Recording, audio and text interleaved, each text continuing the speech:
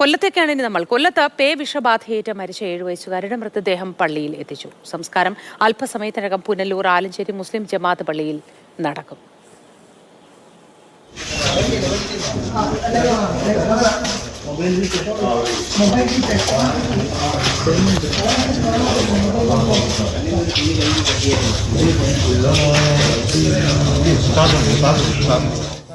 അടിയന്തരമായിട്ട് വിളക്കുടി ഗ്രാമപഞ്ചായത്ത് കഴിഞ്ഞ ദിവസങ്ങളിൽ മീറ്റിംഗ് കൂടുകയും നമ്മൾ 15 വയസ്സിന് താഴെയുള്ള കുഞ്ഞുങ്ങൾക്കെല്ലാം പ്രതിരോധ കുത്തിവയ്പ് എടുക്കുന്നതിനായിട്ട് തീരുമാനമെടുത്തിട്ടുണ്ട്.